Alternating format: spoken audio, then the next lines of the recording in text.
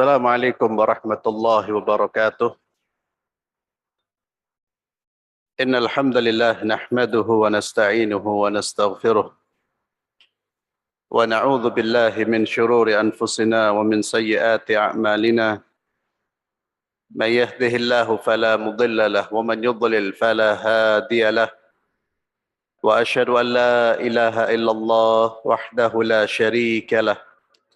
Wa asyhadu anna Muhammadan 'abduhu wa rasuluhu la nabiyya ba'dah. Wa ba'd. Ikhwani fillah, a'azzallahu wa iyyakum. Kita masih melanjutkan kajian tentang tauhid asma wa sifat. Pada pertemuan yang terakhir kita membahas tentang 3 asas untuk memahami nama-nama dan sifat-sifat Allah. Asas yang pertama, meyakini bahwa Allah Azza wa Jalla Maha Suci dari kemiripan dengan makhluknya.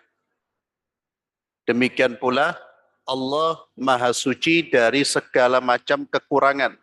Semua yang dimiliki oleh Allah itu merupakan sesuatu yang sempurna, maha sempurna. Tidak ada cacat, kelemahan, atau kekurangan. Ini berbeda dengan makhluknya. Makhluk Allah Subhanahu wa ta'ala memiliki sifat kelemahan, ketidaksempurnaan, dan kekurangan. Ya, kurang dalam segala hal. Kemudian yang kedua, asas yang kedua, al-ikhtisar. Ya, kita hanya mencukupkan diri dengan wahyu. Ya, wahyu di sini maksudnya Al-Quran dan Sunnah. Mencukupkan diri dengan wahyu dalam menetapkan nama-nama dan sifat-sifat Allah Subhanahu wa ta'ala. Maka terkait dengan zatnya Allah, termasuk nama-nama dan sifat-sifat Allah, itu diketahui melalui jalur wahyu, bukan jalur akal. Sebagaimana akal kita tidak bisa menyentuh zatnya Allah, demikian pula nama dan sifatnya. Kalau sudah berbicara tentang masalah gaib, apalagi masalah Tuhan, maka akal mengikuti wahyu, bukan wahyu mengikuti akal. Ini metode yang perlu difahami. Kesimpulannya nanti berbeda antara dua kelompok ini. Kelompok ahlu sunnah itu akal mengikuti wahyu. Kesimpulannya pasti mereka menetapkan semua yang ditetapkan oleh wahyu tanpa merubah, menghilangkan, atau bahkan menolak. Kalau orang yang menjadikan wahyu mengikuti akal, maka pasti kesimpulan dari akalnya yang bertentangan dengan teks-teks wahyu, wahyu itu yang akan digugat. Entah itu dengan melakukan penafsiran-penafsiran, melakukan takwil-takwil yang tidak pernah diucapkan oleh Nabi dan para sahabatnya, atau bahkan berani menyangkal dan menolak. Kenapa? Tidak sesuai dengan logika. Saya kemarin mengingatkan, optimalkan pikiran kita, logika kita itu untuk memahami ciptaannya Allah. Jangan untuk berbicara tentang Allah. Jangan dibalik. Berkaitan dengan wahyu, berkaitan dengan Tuhan, berkaitan dengan Allah. Wah, thariqah falsafi. Jalurnya, jalannya para filosof dipakai. Tapi dalam urusan dunia, justru nggak mengoptimalkan akalnya. Jadi agamanya yang diotak-atik. Dunianya ya seperti itu. Nggak maju-maju. Jadi berpikir progresif itu penting. Tapi dalam konteks apa? Ya, masa dalam urusan Allah berpikir progresif terus gimana berbicara berpikir antum itu? Berpikir progresif itu bagaimana ya, menciptakan lingkungan yang baik, yang lebih efisien, efektif, yang betul-betul bermanfaat buat manusia. Iki nggak mau mikir ke situ, mikirnya justru ke zatnya Tuhan. Jadi terkadang kita salah meletakkan akal kita dan memfungsikan akal kita. Jadi asas yang kedua agar kita tidak tersesat dan tidak salah dalam mengimani nama-nama dan sifat-sifat Allah, tetapkan apa yang sudah ditetapkan oleh Allah dan Rasulnya di dalam Al-Quran dan Sunnah. Itu namanya iman. Itu namanya iman. Iman dalam pengertian keyakinan yang kuat, yang kokoh, menerima segala informasi yang datang dari Allah dan Rasulnya. Iman itu yang berbicara keyakinan. Tapi kalau kemudian seseorang tidak mau menerima sebelum dinilai oleh logikanya, yang sesuai dengan logikanya diterima, yang tidak sesuai ditolak, atau disesuaikan dengan logikanya manusia, itu namanya bukan ilmu iman. Namanya apa? Filsafat. Atau belajar iman, akidah, apa filsafat? Kalau filsafat itu ya itu, logika Pak. Dan jangan menggunakan metode filsafat, filosof diterapkan ke sini. Filosof dulu itu berpikir, pertama tentang alam. Ya, penting, tidak apa-apa. Dan umat Islam harus berpikir. Segala sesuatu dipikir, loh ini dari mana? Gimana penciptaan Allah? Allah menciptakan seperti luar biasa. Diteliti kemudian ciptaan itu. Sebelumnya dia sudah mengimani bahwa ini adalah ciptaan Allah. Ada istilah, bukan istilah, apa namanya, dan ini insya Allah bukan hadis, ya, setahu saya bukan hadis, pernyataan, tafakkaru fi khalqillahi wa la tatafakkaru fi dzatillah. Jangan berpikir tentang zatnya Allah. Ya, enggak nyambung Pak, enggak nyampe. Kita akan jatuh dalam kemungkaran dan kesesatan. Karena kita nggak punya alatnya, nggak untuk belum sampai ke situ. Tapi berpikirlah tentang ciptaan-ciptaan Allah Subhanahu wa Ta'ala. Nah, kalau antum tidak punya alat untuk terbang dan kita memang tidak diciptakan sebagai manusia Superman, ya Superman itu hanya ada di film. Lalu antum mau terus belajar dari naik ke atas apa namanya? Ke atas Kuba ini kemudian mau belajar, ya. Sekali terjun, khalas, amblas sudah. Selesai. Kenapa? Karena nggak punya alatnya. Jangan maksa. Jangan dipaksa.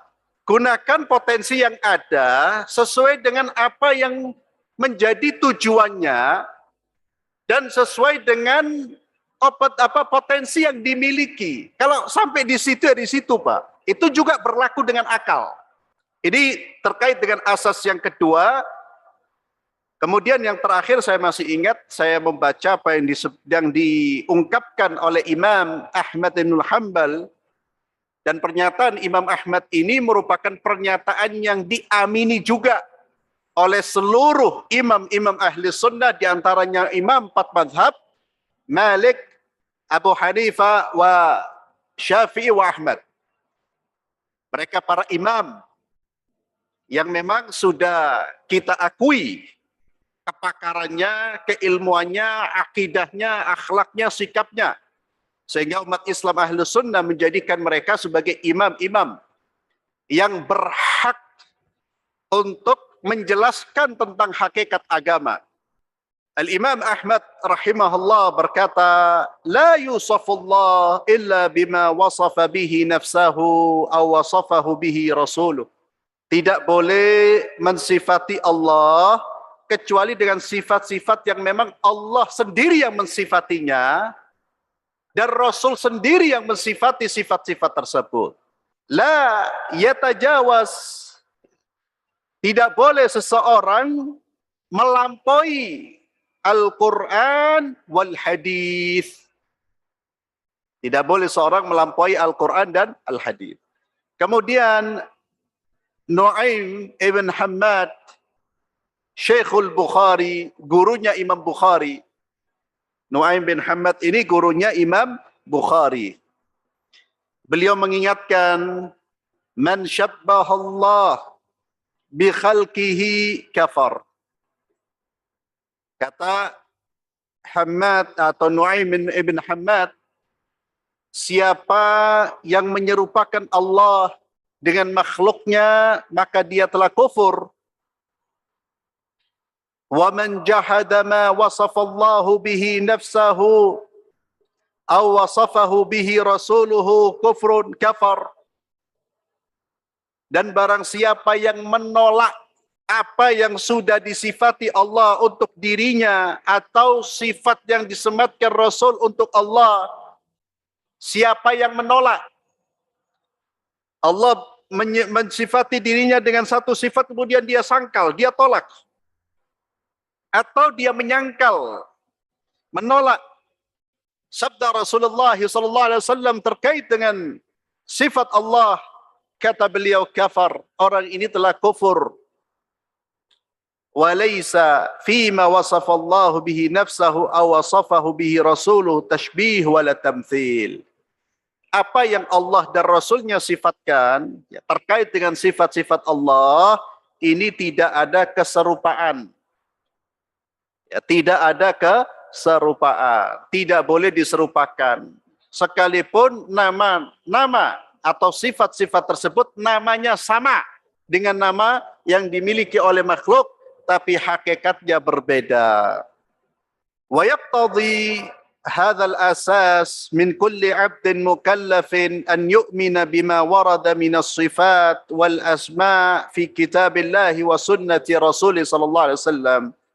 Dan asas ini menuntut seseorang dari setiap hamba Allah yang sudah dibebani dengan kewajiban untuk menjalankan syariat agar mengimani apa-apa yang termaktub di dalam Al-Quran dan Sunnah yang terkait dengan nama dan sifat-sifat Allah. Wa yujriha ala ma'aniha al-wadhiha adh-dhahira fi lughatil Arab. Dan tidak hanya mengimani, namun juga memahaminya sesuai dengan maknanya yang jelas, yang zahir menurut bahasa Arab. Karena Al-Quran diturunkan dengan bahasa Arab yang mana memang tujuannya agar difahami oleh orang-orang Arab pada saat itu. Nama-nama dan sifat-sifat Allah itu bukan nama-nama dan sifat-sifat yang kosong dari makna. Wala yu'attiluha, maka seseorang tidak boleh menyangkal, menolak atau menolak sebagiannya atau memalingkannya dari makna-makna yang zahir. Adapun asas yang ketiga, maka menuntut seorang hamba agar mengimani sifat-sifat dan nama-nama Allah yang termaktub di dalam Al-Quran dan Sunnah tanpa bertanya tentang kaifiyahnya. Ini tiga asas ini saling berkaitan, Pak. Jangan sampai kita meninggalkan salah satu asas. Ya, jadi tidak diserupakan, Allah Maha Suci dari keserupaan, menetapkan sesuai dengan apa yang terdapat dalam Al-Quran dan Sunnah dan menetapkan maknanya. Yang ketiga adalah tidak boleh bertanya tentang kaifiyahnya. Bagaimana sih? Itu nggak boleh. Wala min ghairi su'ali an kaifiyatiha wala bahthin an kunhiha. Demikian pula tidak boleh melakukan pembahasan ya, tentang esensinya. Kenapa?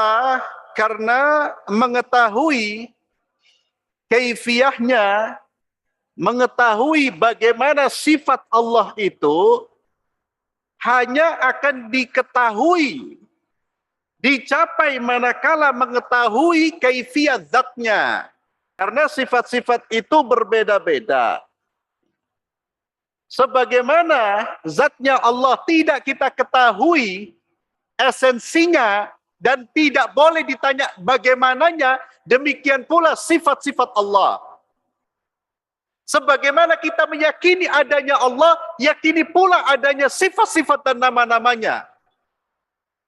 Semua yang kita imani terkait dengan zat, demikian pula dengan nama dan sifat-sifat Allah. Kita tidak boleh bertanya, Allah itu gimana sih? Nah, zatnya seperti apa sih? Kaifiahnya? La bayajus. Mamnu'. Dan inilah yang diingatkan oleh ulama-ulama salaf. Di antaranya Al-Imam Malik rahimahullahu tabaraka wa ta'ala. Ya. Imam Malik pernah ditanya tentang al-istiwa. Ar-Rahmanu 'alal arsy istawa. Ada 7 ayat di dalam Al-Quran yang menetapkan bahwa Allah beristiwa. Ada seseorang datang kepada Imam Malik rahmatullahu alaih. Beliau bertanya, "Ya Imam, Ar-Rahmanu 'alal arsy istawa, kaifa istawa?" Bagaimana istiwanya Allah? Istiwa itu dalam bahasa Arab artinya ala wartafa. Ala itu tinggi, irtafa berada ke dalam ketinggian. Kaifa? Gimana sih istiwanya Allah itu? Imam Malik rahimahullah, beliau pun menundukkan kepalanya, Pak. Ada satu riwayat mengatakan beliau berkeringat karena ta'zimnya kepada Allah. Ini ada orang bertanya tentang sesuatu yang tidak pantas untuk dibicarakan. Beliau pun diam sejenak, menundukkan pandangannya, kemudian mengangkat kepalanya, lalu beliau memberikan jawaban yang ini menjadi kaedah di dalam memahami nama-nama dan sifat-sifat Allah. Beliau berkata, al-istiwa'u ma'lum. Istiwa itu ma'lum, maknanya diketahui. Orang Arab tahu maknanya itu. Wal kaifu majhul.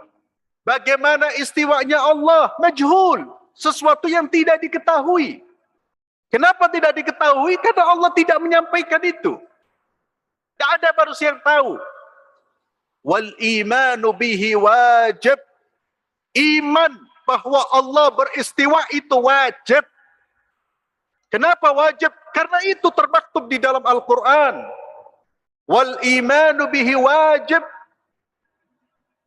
Wassu'alu anhu bid'ah. Bertanya tentang kaifiyahnya itu pertanyaan yang muhdats, yang bid'ah, yang baru. Bid'ah itu sesuatu yang baru. Artinya apa? Pertanyaan ini dan keinginan untuk menelusuri tentang sifat-sifat Allah ini adalah sesuatu yang tidak dilakukan oleh ulama salaf.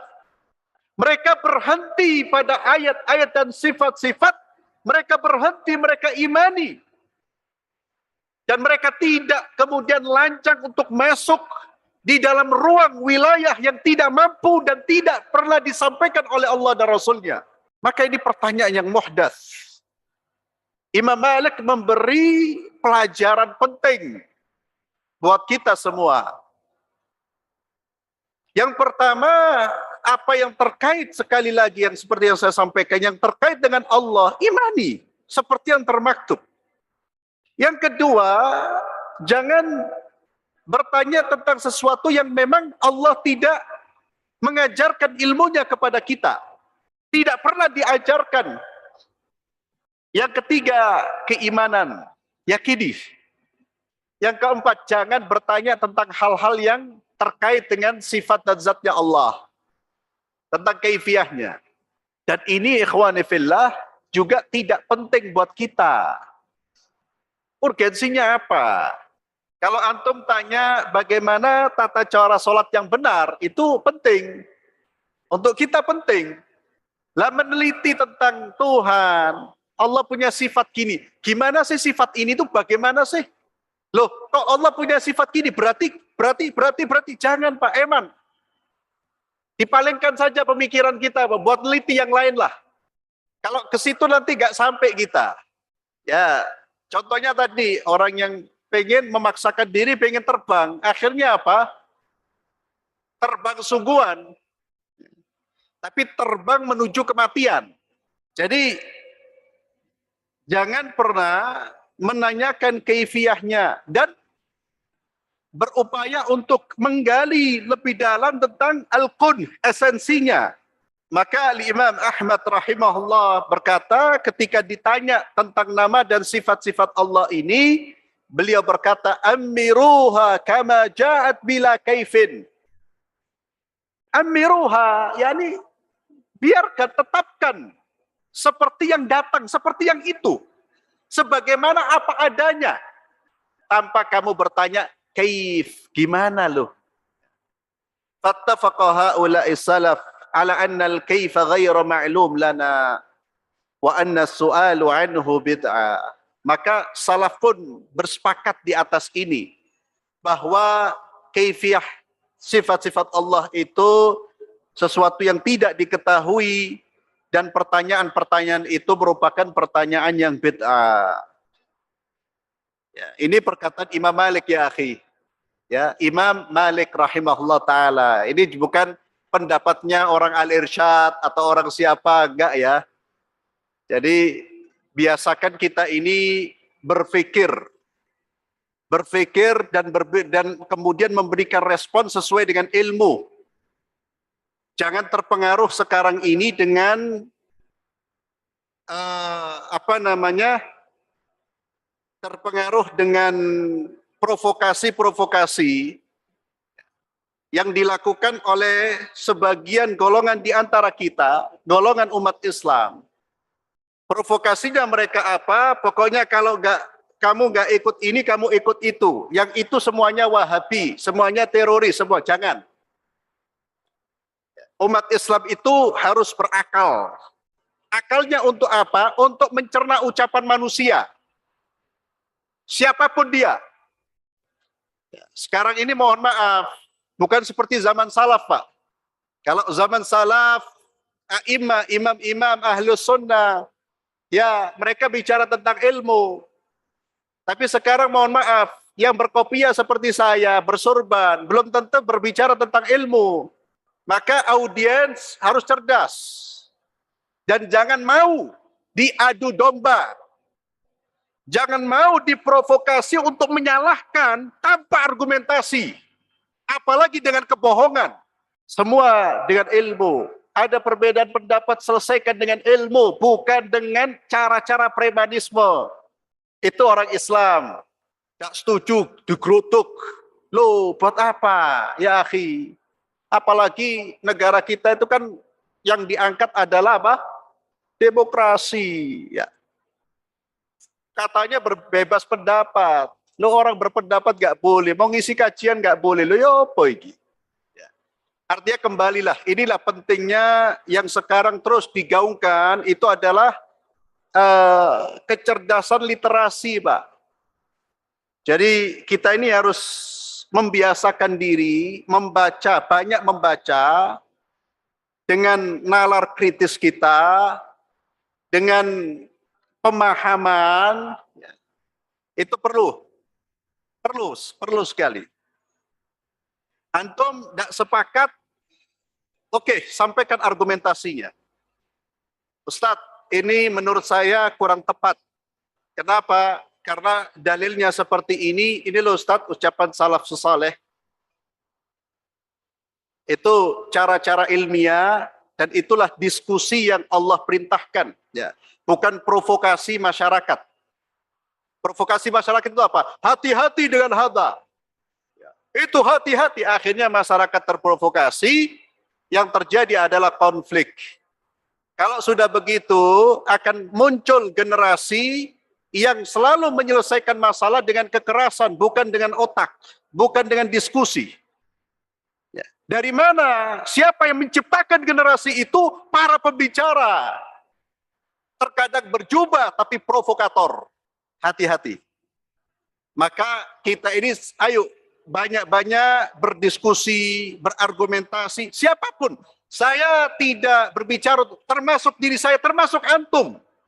Karena kita sudah mempelajari sunnah Nabi, merasa sudah paling sunnah. Belum tentu. Anda berbicara, ada orang berbeda, aja diskusi. Terkadang dengan diskusi ternyata, ternyata perspektif dalam masalah ini tuh luas ya. Banyak ya. Kayak kita dulu, baru belajar itu, wah, pakai kacamata kuda gini. Ya. Pokoknya yang benar anak kok sudah. Yang lain ini ya Allah. Tapi ternyata ketika antum belajar membuka, yo, ternyata luas pemahaman ini. Ini untuk semua. Ya, jadi siapapun jangan menggunakan cara-cara provokatif. Ya, termasuk kita ajarkan ilmu, ajarkan audiens kita berpikir. Ini loh dalilnya, ini loh hadisnya, ini loh ucapan salafnya. Kemudian, falau anna qailan qala lana, kalau ada orang berkata kepada kita, kata Syekh, kaifa yanzilu rabbuna ila sama'id dunya. Ya. Ini terkait dengan hadis Rasulullah sallallahu alaihi wasallam. Nabi kita Muhammad sallallahu alaihi wasallam di dalam hadis yang sahih menjelaskan tentang keutamaan sepertiga malam terakhir. Itu adalah waktu-waktu mustajab. Waktu-waktu yang sangat mulia, yang sayang sekali kalau kita lewatkan. Beliau sallallahu alaihi wasallam bersabda, yanzilu rabbuna ila sama'id dunya hina yabqa thuluthul lailil akhir. Atau kama qala, Allah azza wa jalla turun ke langit dunia ketika tersisa sepertiga malam terakhir. Kemudian Allah berseru, siapa yang memohon kepadaku, niscaya aku akan beri. Siapa meminta ampun kepadaku, niscaya aku akan ampuni. Dan siapa yang beristi'adzah, meminta perlindungan kepadaku, niscaya aku akan lindungi. Janji Allah. Sepertiga terakhir itu waktunya kita istighfar. Minta, Pak. Saya kira kita semua banyak kebutuhan. Penggenggam, pemilik langit dan bumi, dan seluruh kebutuhan ada di tangannya, itu Allah membuka, mengajak, ayo minta. Memang 24 jam kita minta kepada Allah, tapi ada waktu-waktu yang luar biasa, Pak. Sepertiga malam terakhir, jangan dilewatkan. Jangan sampai sepertiga malam terakhir kita bangun hanya untuk nonton apa? Bola, Liga Champion. Masya Allah. Nggak tidur, Pak. Tapi ada seruan Allah seperti ini, nggak tertarik. Loh ya apa ini? Ini Tuhan kita, Allah memanggil, nggak tertarik, Pak. Tapi Liga Champion tuh tertarik, Piala Dunia tertarik, Piala Eropa tertarik, nggak tidur.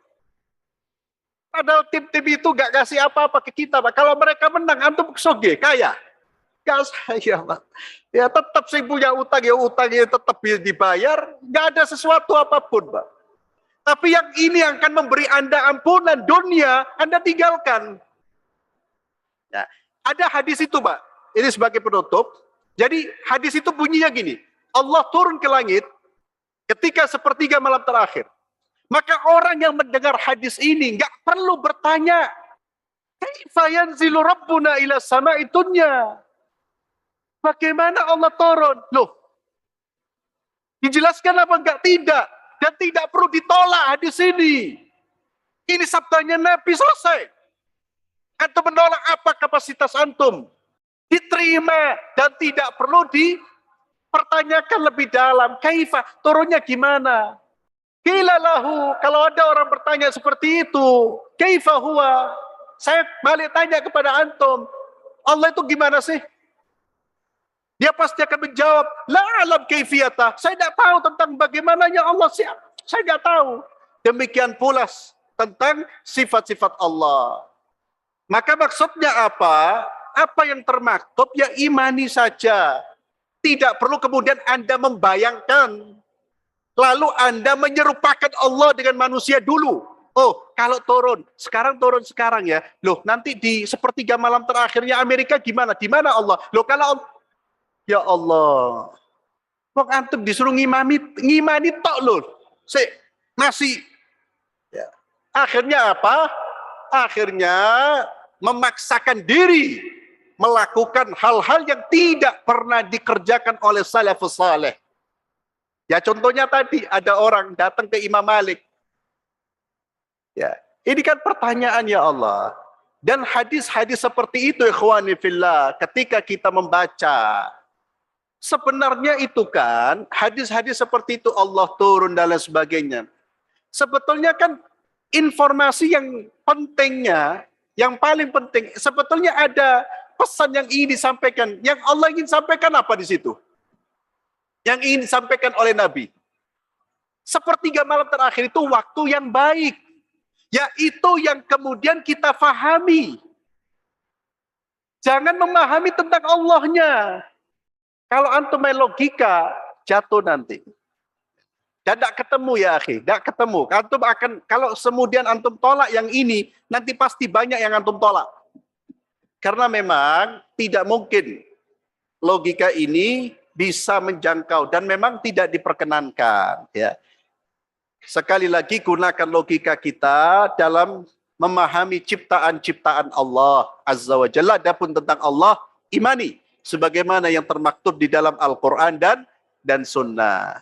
Ya, jadi hadis itu terkait pesan intinya adalah manfaatkan sepertiga malam terakhir untuk beribadah kepada Allah Subhanahu wa taala. Barakallahu fikum. Kita akhiri dengan doa kafaratul majlis. Subhanakallahumma wa bihamdik asyhadu an la ilaha illa anta astaghfiruka wa atubu ilaik. Assalamualaikum warahmatullahi wabarakatuh.